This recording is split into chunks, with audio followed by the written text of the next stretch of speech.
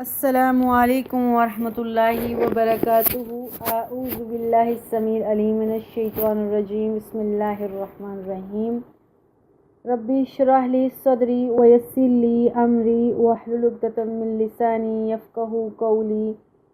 اللہم رب زدنی علما، اللہم فقہنا فی الدین، اللہم انی اسألک علما نافعا وعملا متقبلا ورزقا طیبا۔ اللہم اجعل ھذا القرآن ربیع قلبی ونور صدری وجلاء حزنی۔ رضیت باللہ ربا وبالاسلام دینا وبمحمد النبی صلی اللہ علیہ وآلہ وسلم۔ سورہ آل عمران پارہ نمبر 3 آیہ نمبر 13 تک لاسٹ ٹائم الحمدللہ ہم نے پڑھا تھا، جس میں غزوہ بدر کے بارے میں ساری تفصیل تھی۔ مسلمانوں کو اللہ تعالیٰ نے کس طرح سے فتح عظیم دی اور کافر کی کمر ٹوٹی۔ یہ پہلا معرکہ تھا مسلمان اور کافر کے درمیان، جس میں مسلمانوں کا اللہ پر توکل، ثابت قدمی اس قدر زیادہ تھا کہ اللہ نے آسمان سے 3000 کا لشکر بھیجا فرشتوں کا، اور مسلمانوں نے کفار پر فتح حاصل کر لی۔ آج ہم کچھ نئی باتیں پڑھنے والے ہیں آیہ نمبر 14 سے۔ بسم اللہ الرحمن الرحیم۔ زُيِّنَ لِلنَّاسِ حُبُّ الشَّهَوَاتِ مِنَ النِّسَاءِ وَالْبَنِينَ وَالْقَنَاطِرِ الْمُقَنطَرَةِ مِنَ الذَّهَبِ وَالْفِضَّةِ۔ لوگوں کے لیے اللہ سبحانہ وتعالیٰ نے ان کی خواہشات نفس سے محبت، اور اس محبت میں عورتیں، بیٹوں سے محبت، سونے اور چاندی سے محبت، والخیل المسومۃ والانعام والحرث، اور نشان زدہ عمدہ قسم کے گھوڑوں، مواشیوں اور کھیتی سے محبت دل فریب بنا دی گئی ہے۔ ذالک متاع الحیات الدنیا، یہ دنیا کا ساز و سامان ہے۔ اللہ، اللہ کے پاس، عندہ، اللہ کے پاس، حسن المآب، بہترین ٹھکانہ ہے۔ یعنی اپنی خواہشات نفس سے محبت، اور اس محبت میں خواتین سے محبت، مردوں کے لیے بیٹوں سے محبت، سونے چاندی کے خزانوں سے محبت، عمدہ قسم کے گھوڑوں، آج کے دور میں کسی کے پاس اچھی گاڑی ہے، مواشی ہے، کھیتی ہے، یہ محبت نیچرل ہے، یہ انسان کے اندر ہے، اور یہ محبت اللہ سبحانہ وتعالیٰ کی طرف سے ہی ہے، یہ کوئی نئی بات نہیں ہے۔ اور لیکن ذالک متاع الحیات الدنیا، یہ دنیا کا ساز و سامان ہے، یعنی دنیا گزارنے کے لیے کچھ سامان کی ضرورت پڑتی ہے، لیکن اس کو صرف انسان دنیا گزارنے کے لیے اتنا سامان لے کہ دنیا گزر جائے، اور پھر اس امید پر، اس توجہ سے، اس کوشش سے زندگی گزارے کہ وہ اللہ عندہ حسن المآب، اللہ کے پاس میرا بہترین ٹھکانہ ہے، مجھے اس ٹھکانے کے لیے کوشش کرنی، دنیا میرا آخری اور پہلا یعنی ہمیشگی کا کوئی ٹھکانہ نہیں ہے، یہ تو ایک سفر ہے۔ اس سفر کے درمیان میں مجھے اگر کسی ساز و سامان کی ضرورت پڑتی ہے تو وہ مجھے حاصل کرنا ہے، یعنی انسان ان چیزوں کی محبت اور ان کے حصول میں اس قدر غرق نہ ہو جائے کہ اسے آخرت ہی یاد نہ رہے۔ لوگوں کو دلوں میں اللہ کا خوف، فکر آخرت ہونی چاہیے۔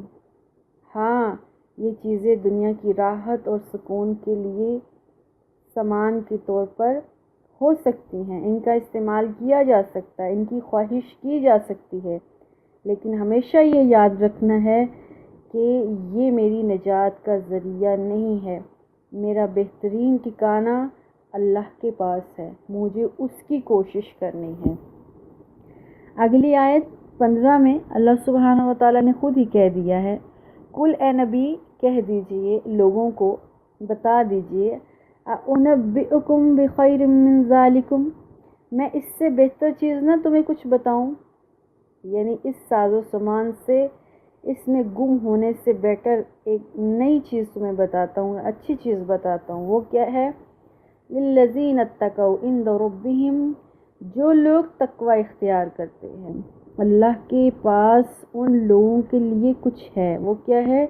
جنات تجری من تحتها الانہار خالدین فیہا، اللہ کے پاس ایسے لوگوں کے لیے جنات ہیں، باغ ہیں جس کے نیچے نہریں بہہ رہی ہیں، وازواج مطہرہ، اور ہم ان کے پاس نیک بیویاں ہوں گی، پاکیزہ بیویاں ہوں گی، ورضوان من اللہ، اور اللہ سبحانہ وتعالیٰ کی رضامندی ہوگی، واللہ، اور اللہ بصیر، دیکھنے والا ہے، بالعباد، اپنے بندوں کو بڑے دھیان سے، بڑی توجہ سے اپنے بندوں کو دیکھنے والا ہے۔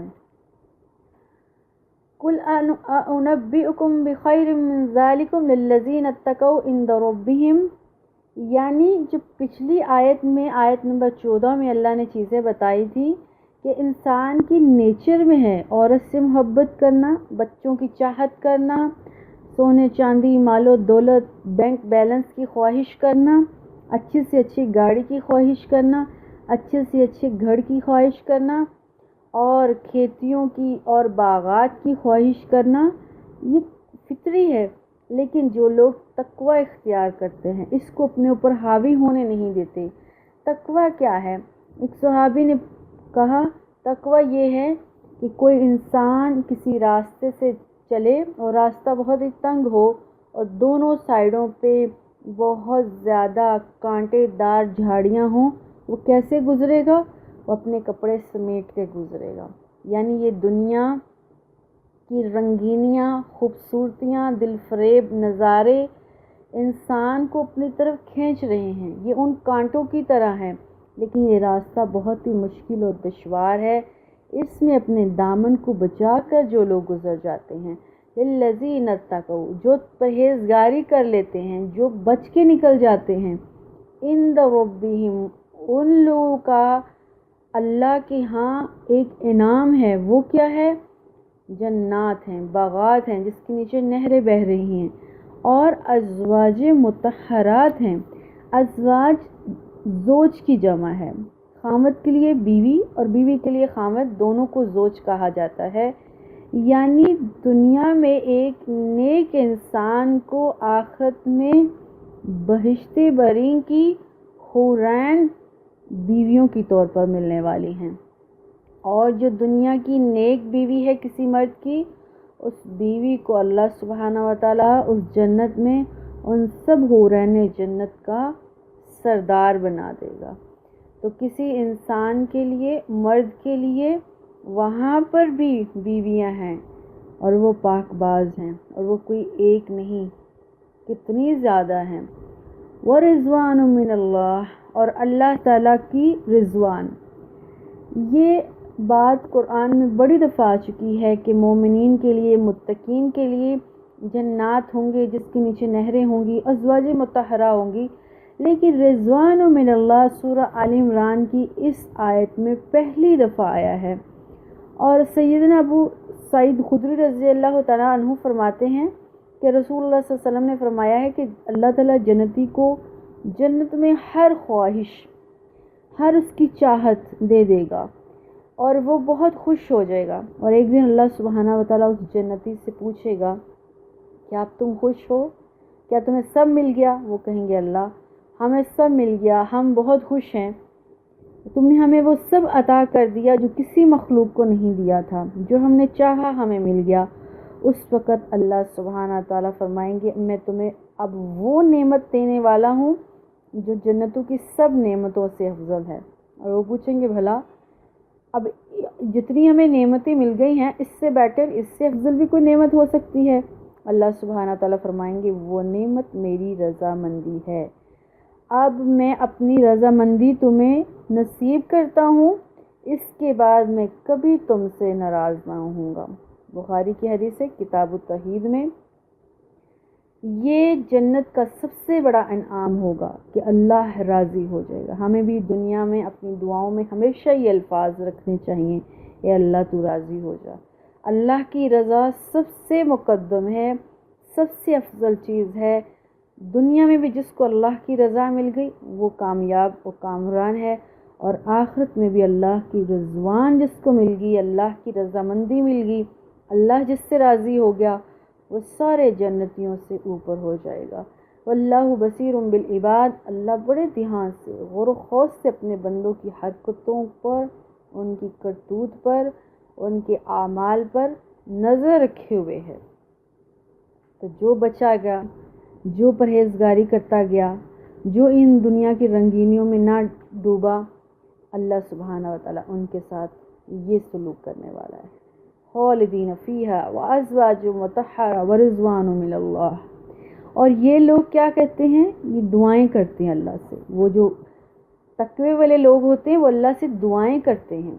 کیا کرتے ہیں؟ آیت 16 میں الذین یقولون ربنا اننا آمنا فاغفر لنا، وہ کہتے ہیں اللہ ہم ایمان لے آئے تیرے پر، بس تو ہمیں معاف کر دے۔ کیا معاف کر دے؟ ذنوبنا، ہمارے گناہوں کو، وقنا عذاب النار، اور ہمیں آگ کے عذاب سے بچا لے۔ یہ کون سے لوگ ہیں جو ایسی دعائیں کرتے ہیں؟ یہ وہ لوگ ہیں الصابرین، آیت 17 میں، الصابرین والصادقین والقانتین والمنفقین والمستغفرین بالاسحار، یہ صبر کرنے والے، یہ سچ بولنے والے، یہ فرما برداری کرنے والے، یہ اللہ کے راستے میں خرچ کرنے والے، والمستغفرین بالاسحار، یہ سحریوں کو اٹھ اٹھ کر اللہ سے استغفار کرنے والے۔ اللہم اجعلنا منہم، اللہ ہمیں بھی ان لوگوں میں سے شامل کر دے، تاکہ تیری رضا ہمیں بھی نصیب ہو جائے، تاکہ ہم بھی تیری بہشتوں کے مالک بن جائیں۔ اور سب سے بڑا انعام اس دن جو تیرا ہوگا، تو کہے گا بندے میں تجھ سے راضی ہو جا۔ ہم بھی ان الفاظ سننے کی، ان الفاظ کو نصیب ہونے کے حقدار بن جائیں، آمین۔ آیت نمبر 18 میں شاہد اللہ انہ لا الہ الا ہو، اللہ خود گواہی دیتا ہے کہ اللہ کے علاوہ کوئی الہ، کوئی معبود نہیں ہے۔ والملائکۃ، اور اللہ کے فرشتے بھی یہی گواہی دیتے ہیں۔ وَأُولُو الْعِلْمِ، اور علم والے بھی یہی گواہی دیتے ہیں۔ قائما بالقسط، جو سیدھے راستے پر اور انصاف پر ہیں وہ بھی یہی گواہی دیتے ہیں۔ کیا گواہی دیتے ہیں؟ لا الہ الا ہو، کوئی اور معبود نہیں ہے مگر وہ ہے، اور وہ العزیز اور الحکیم ہے، وہ زبردست ہے اور وہ حکمت والا ہے۔ علم کی تو سب سے بڑی خوبی ہی یہی ہوتی ہے کہ وہ سچ اور جھوٹ میں فرق کر سکے، کھوٹے اور کھرے کو الگ کر سکے، انسان کو اچھائی اور برائی کی تمیز دے سکے۔ ایسے لوگ جو علم والے ہیں وہ کائنات میں غور و فکر کرتی ہیں، وہ کہتے ہیں ربنا ما خلقت ھذا باطلا، تم نے کچھ غلط نہیں بنایا، سبحانک فقنا عذاب النار، ہر چیز تو نے ہی پیدا کی ہے، تیرے علاوہ کوئی الہ ہو نہیں سکتا، اس لیے ہم تیرے ساتھ کسی اور کو شریک نہیں کرتے۔ کائنات کا نظام صحیح طور پر چل رہا ہے تو تجھ ایک الہ کی وجہ سے چل رہا ہے۔ یہ عین عدل و انصاف ہے کہ کوئی انسان کو اللہ علم دے اور وہ اپنے علم کی بنیاد پر صحیح عدل و انصاف کرے۔ اور وہ عدل کیا ہے؟ کسی انسان کو اللہ نے علم دیا اور اس نے پہچان لیا کہ خالق کائنات صرف ایک اللہ ہے، اور وہ گواہی دیتا ہے کہ اللہ کے علاوہ کوئی الہ نہیں۔ اور صرف وہ نہیں، فرشتے خود اللہ سبحانہ وتعالیٰ گواہی دیتے ہیں کہ اللہ کے علاوہ کوئی معبود ہو ہی نہیں سکتا۔ آیت نمبر 19 ان الدین عند اللہ الاسلام، اللہ کے ہاں صرف اگر کوئی دین ہے تو وہ اسلام کا دین ہے۔ یہ دین کیا ہے؟ دین سے مراد ایک ایسا نظام زندگی، ایک ایسا ضابطہ حیات ہے جسے انسان اس دنیا کے لیے یا دنیا اور آخرت دونوں کے لیے بہتر سمجھ کر چلے۔ اس لحاظ سے یہ جو یہودیت ہے، نصرانیت ہے، دہریت ہے، بدھ مت ہے، سکھ ہے، اسلام ہے، کمیونزم ہے، سوشلزم ہے، جمہوریت ہے وغیرہ، سب کے سب دینی ہیں، سب دین ہے۔ دین کا مطلب کیا ہے؟ ایک ضابطہ حیات، ایک ایسی راہ جس پر چل کر انسان اپنے آپ کو سنوار سکے، لیکن ان سب ادیان میں سے، ان سب راستوں میں سے سب سے بیٹر راستہ جو اللہ کے ہاں ہے اور جو قابل قبول ہے اور جو انسان کو صحیح معنوں میں اس پہ منزل پر پہنچا سکتا ہے، وہ صرف اسلام ہے۔ اسلام ہی صحیح ضابطہ حیات ہے، اسلام ہی صحیح نظام زندگی ہے۔ اسلام کا معنی ہے کہ اللہ کے احکامات اور اس کے ارشادات کے سامنے سر تسلیم خم کر دینا، پوری رضامندی کے ساتھ، رغبت کے ساتھ اللہ کا مطیع اور فرما بردار ہونا۔ صرف اسلام ہی ایسا دین ہے جس میں دینوی اور دنیاوی دونوں فلاح اور کامیابی ہے۔ جتنے انبیاء اور رسل مبعوث ہوئے سب دین اسلام کی دعوت دیتے رہے۔ مطلب دین اسلام سے مراد رسول اللہ صلی اللہ علیہ وسلم کی شریعت مراد نہیں ہے، مراد اللہ کی فرما برداری، اللہ کے بندے بن جانا۔ مسلم کہتے ہی اس کو ہیں جو اللہ کے لیے فرما بردار ہو جاتا ہے، سارے خداؤں کو، سارے معبودوں کو چھوڑ کر صرف ایک اللہ کو مانتا ہے اور صرف ایک سیدھی راہ جو اللہ کی طرف جاتی ہے اس کو اپنا لیتا ہے، وہ مسلم ہے۔ اس کا تعلق یہودیت سے ہو، نصرانیت سے ہو، اسلام والوں سے ہو، کسی اور سے ہو، جس نے اپنے آپ کو مطیع کر لیا اللہ کے سامنے، جس نے اپنے آپ کو سارے ادیان باطل سے کٹ آف کر کے اپنے عقائد، اپنے نظریات، اپنی نظام زندگی صرف اسلامی یعنی اللہ والی راہ پر لگا دیا، وہی اصل میں اسلام والا ہے۔ تو اس لیے اللہ فرما رہے ہیں ان الدین عند اللہ الاسلام، اللہ کے ہاں صرف اسلام دین ہی صحیح دین ہے۔ وَمَا اخْتَلَفَ الَّذِينَ أُوتُوا الْكِتَابَ إِلَّا مِن بَعْدِ مَا جَاءَهُمُ الْعِلْمُ، اہل کتاب نے وحی یعنی علم آ جانے کے بعد اختلاف کیا، بغیم بینہم، آپس میں ضد کی وجہ سے، سرکشی کی وجہ سے۔ اہل کتاب سے مراد یہود و نصارہ، ان کو پتہ چل گیا تھا کہ رسول اللہ صلی اللہ علیہ وسلم آخری رسول ہیں اور یہ بالکل سچے برحق رسول ہیں، اور ان کی کتابوں میں یہ بات آ چکی تھی کہ جب محمد صلی اللہ علیہ وسلم آ جائیں تو ان کی شریعت کو فالو کرنا، ان کو سچا ماننا، کیونکہ وہ سارے انبیاء کے سردار ہوں گے اور ان کی کتاب ساری پچھلی کتابوں کا نچوڑ ہوگی۔ لیکن صرف آپس کی ضد اور سرکشی کی وجہ سے انہوں نے نہیں مانا۔ ضد کیا تھی؟ یہود یہ سمجھتے تھے کہ رسول اللہ صلی اللہ علیہ وسلم ہماری نسل سے آئیں گے، اور نصارہ سمجھتے تھے رسول اللہ صلی اللہ علیہ وسلم حضرت عیسیٰ کے خاندان سے آئیں گے۔ لیکن رسول اللہ صلی اللہ علیہ وسلم تو بنی اسرائیل میں سے کسی میں آئے نہیں، بلکہ بنی اسماعیل سے آئے۔ حضرت ابراہیم علیہ السلام کے دو بیٹے ہیں، اسحاق اور اسماعیل علیہ السلام۔ ایک اسحاق سے یعقوب، یعقوب سے یوسف، اور آگے سلسلہ چلتا جا رہا ہے یہ حضرت عیسیٰ تک۔ لیکن حضرت اسماعیل سے اللہ سبحانہ وتعالیٰ نے بیٹے تو دیے لیکن کوئی نبی نہیں بنا۔ اس کا مطلب سب سے آخر میں جو نبی بنا ہے وہ حضرت اسماعیل کی نسل سے ہے، ان کا نام ہے محمد صلی اللہ علیہ وسلم۔ ابھی تک یہود اور نصارہ یہ سارے بنی اسرائیل یعنی حضرت یعقوب کی اولاد سے ہیں، اور یہ سارے کے سارے یہ سمجھ رہے تھے کہ رسول اللہ صلی اللہ علیہ وسلم ان کے خاندان سے آئیں گے، لیکن رسول اللہ صلی اللہ علیہ وسلم ان کے خاندان سے نہیں آئے۔ یہ باہمی ضد اور سرکشی تھی۔ آیت نمبر 19 ہی پڑھ رہے ہم، وَمَن يَكْفُرُ بِآيَاتِ اللَّهِ فَإِنَّ اللَّهَ سَرِيعُ الْحِسَابِ، جو اللہ کی آیات کا انکار کرتا ہے، یعنی جن نے اللہ کے نبی کو نہیں مانا، قرآن کو نہیں مانا، فَإِنَّ اللَّهَ سَرِيعُ الْحِسَابِ، اللہ تعالیٰ جلد حساب لٹا دے گا، ان کا حساب جلدی کر دے گا، زیادہ دیر نہیں لگے گی۔ آیت نمبر 20 ہے، فَإِنْ حَاجُّوكَ فَقُلْ أَسْلَمْتُ، اے نبی اگر یہ تیری بات نہیں مانتے نا، تو اس سے جھگڑا کرتے ہیں، تو آپ کہہ دیجئے اسلمت وجہی للہ، میں تو صرف ایک اللہ کے سامنے اپنی گردن جھکاتا ہوں، ومن اتبعن، اور جو میرے پیروکار ہیں، جو میرے اصحاب ہیں وہ بھی صرف ایک اللہ کو مانتے ہیں۔ وقل اے نبی کہہ دیجئے للذین ان لوگوں سے اوت الکتاب جن کو کتاب دی گئی ہے، والامیین اسلمت اور جن کو کتاب دی گئی ہے جو اہل کتاب ہیں، جو اہل کتاب نہیں بھی ہیں، ان سب کو کہہ دیجئے، ان کو دعوت دیجئے، ان کو کہیے کیا آپ اسلام لاتے ہو، کیا آپ اللہ کے یہ فرما بردار ہوتے ہو؟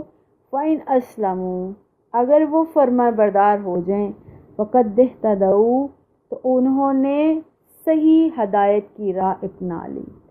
وَإِنْ تَوَلَّوْا اور اگر وہ منہ پھیر لیں، فَإِنَّمَا عَلَيْكَ الْبَلَاغُ اے نبی آپ کے اوپر تو صرف اللہ کا پیغام پہنچانا تھا، وہ آپ نے پہنچا دیا، اب ان کا معاملہ اللہ کے سپرد ہے۔ واللہ بصیر بالعباد اللہ اپنے بندوں کو بڑا باریک بینی سے دیکھنے والا ہے۔ آیت نمبر 21 ان الذین یکفرون بآیات اللہ وہ لوگ جو اللہ کی آیات کا انکار کر دیتے ہیں، وَيَقْتُلُونَ النَّبِيِّينَ اور جو نبیوں کو قتل کر دیتے ہیں، بغیر حق بغیر کسی وجہ کے، وَيَقْتُلُونَ الَّذِينَ يَأْمُرُونَ بِالْقِسْطِ مِنَ النَّاسِ اور جو قتل کرتے ہیں ان لوگوں کو جو لوگوں کو انصاف کا حکم دیتے تھے، انصاف قائم رکھنے کی کوشش کرتے تھے، فَبَشِّرْهُم بِعَذَابٍ علیم ایسے لوگوں کے لیے خوشخبری ہے عذاب علیم کی۔ بنی اسرائیل میں سے بہتوں نے جو تورات اور انجیل دونوں کے جو مالک تھے، بہت زیادہ نے، خاص طور پر یہود نے اللہ کے نبی کو نہیں مانا اور قرآن کو نہیں مانا۔ اللہ کے نبی کو تو چھوڑو، خود انہوں نے اپنی کتاب کو بھی صحیح طریقے سے نہیں مانا، ان میں سے بھی تبدیلیاں کر لی، جو ان کے دل میں آیا، جو ان کو پسند آیا انہوں نے کتاب سے مانا، جو ان کو پسند نہیں آیا انہوں نے کتاب سے نہیں مانا، اس کا انکار کر دیا۔ اور نہ صرف کتاب کو نہیں مانا، نہ صرف اللہ کا انکار کیا، بلکہ وہ میسنجر، وہ انبیاء، وہ رسل جو ان کے پاس اللہ کے احکامات کو لے کر آئے تھے، ان کے ساتھ بھی بدتمیزیاں کی، نہ صرف بدتمیزیاں کی بلکہ انبیاء کو بغیر کسی وجہ کے قتل کر دیا۔ انبیاء کا قصور کیا تھا؟ صرف یہ کہ وہ اللہ کے دین کی تبلیغ کر رہے تھے۔ بنی اسرائیل نے 43 پیغمبروں کو ایک ہی دن صبح کے وقت قتل کیا۔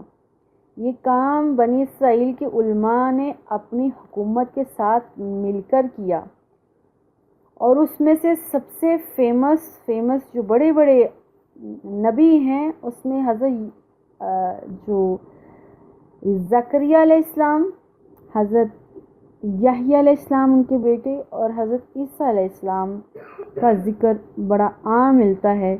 انہوں نے بغیر کسی وجہ کے، ان کا صرف قصور یہ تھا کہ وہ لا الہ الا اللہ کی تبلیغ کر رہے تھے، انہوں نے ان کو قتل کر دیا۔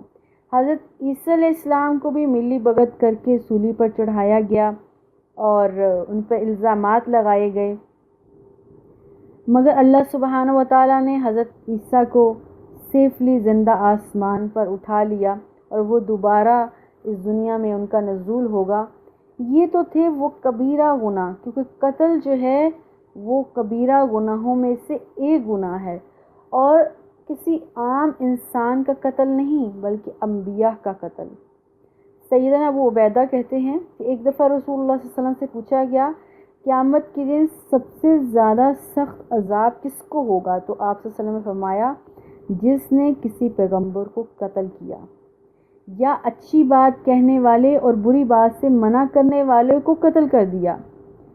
اس طرح سے ایک اور حدیث بھی ہے جو کہ حضرت ابو ہریرہ رضی اللہ تعالیٰ عنہ سے ہے، وہ فرماتے ہیں کہ ایک دفعہ آپ صلی اللہ علیہ وآلہ وسلم نے ہمیں بہت سی احادیث سنائیں، اور ان میں سے ایک یہ تھی کہ اس قوم پر یا اس قوم پر اللہ تعالیٰ کا غضب بھڑک اٹھتا ہے، اللہ تعالیٰ کا غضب بہت زیادہ آ جاتا ہے جو قوم اللہ کے رسول کو قتل کر دیتی ہے۔ یہ بخاری شریف کی حدیث ہے۔ یہودیوں نے نہ صرف قتل کیا، بہت سے صالحین کو، نیک لوگوں کو ایک عرصہ تک اذیت میں رکھے رکھا اور آخر میں جا کر ان کو ظلم و ستم سے قتل کر دیا۔ اللہ سبحانہ و تعالیٰ فرما رہے ہیں فَبَشِّرْهُمْ بِعَذَابٍ علیم، ان کو عذاب علیم کی خوشخبری دے دو۔ یہود کے لیے خوشخبری کا لفظ استعمال تو بطور طنز ہوا تھا، مگر اس سے مراد کیا تھا؟ دردناک عذاب۔ اور ایسا ہی ہوا، اللہ تعالیٰ نے اس قوم کو مغضوب علیہم قرار دیا، ان کو پر ذلت اور مسکنت ان کا مقدر بن گئی، اور دنیاوی زندگی میں بھی ان کے لیے عذاب اور آخروی زندگی میں بھی ان کے لیے عذاب ہے۔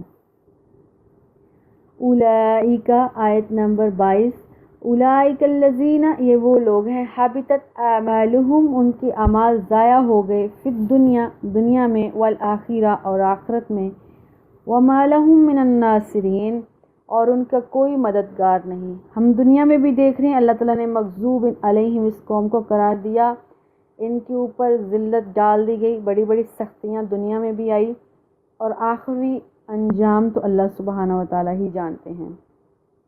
آیت نمبر 23 ہے، الم تری الی الذین، اے نبی کیا تو نے ان لوگوں کو نہیں دیکھا، اوتوا نصیبا من الکتاب، جن کو کتاب میں سے حصہ ملا، یعنی جن کو کتاب دی گئی، یدعون الی کتاب اللہ، وہ بلاتے تھے لوگوں کو اللہ کی کتاب کی طرف، لیحکم بینہم، تاکہ ان کے درمیان فیصلہ ہو جائے، ثم یتولی فریق منہم، پھر ان میں سے ایک فریق پھر جاتا تھا، وہم معرضون، اور وہ پھرنے والا ہی تھا۔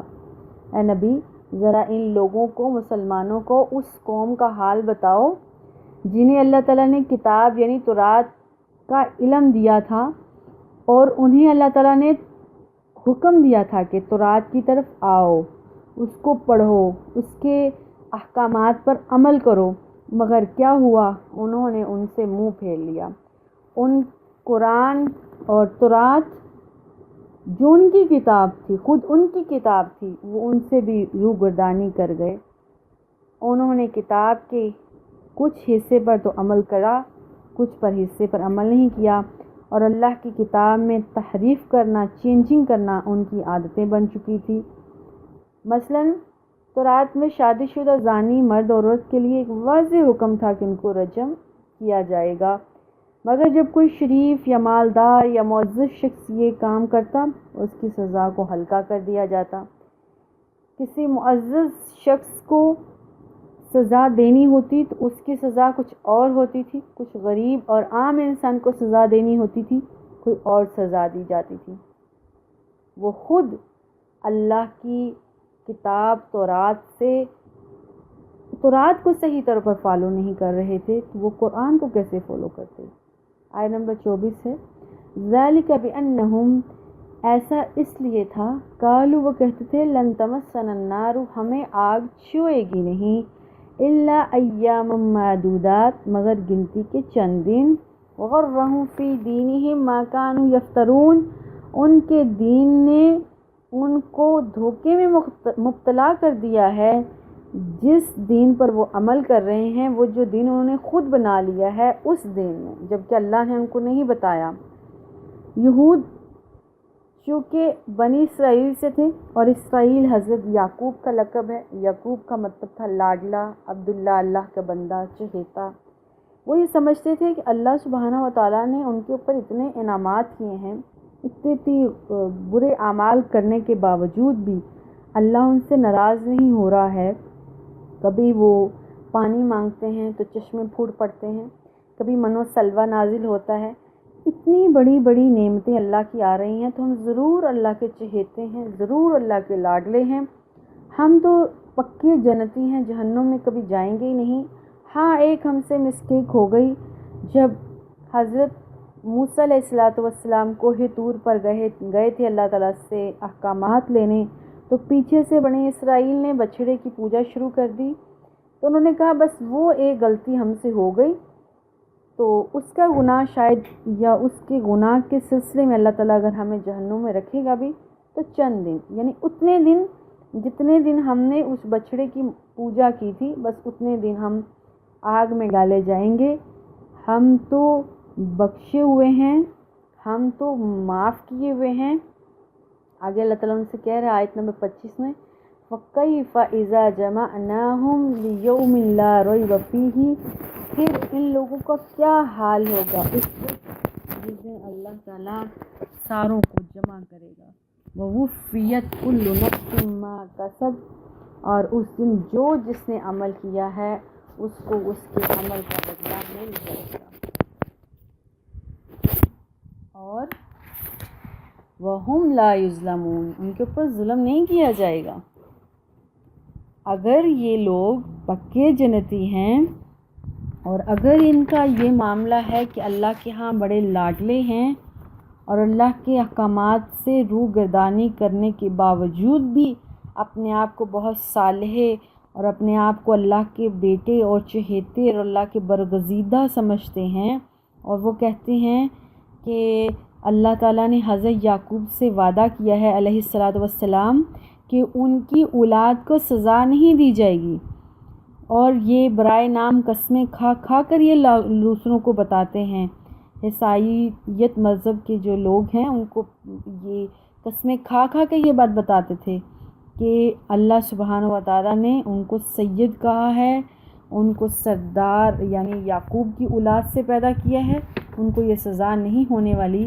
پھر اللہ کہہ رہا ہے فَكَيْفَ إِذَا جَمَعْنَاهُمْ لِيَوْمٍ لَا رَيْبَ فِيهِ، اس دن خود دیکھ لینا، ساری دنیا دیکھ لے گی اس وقت ان کا کیا حال ہوگا۔ اللہم لا جعلنا منہم، اللہم حسبنا حسابا یسیرا۔ والسلام علیکم ورحمۃ اللہ وبرکاتہ۔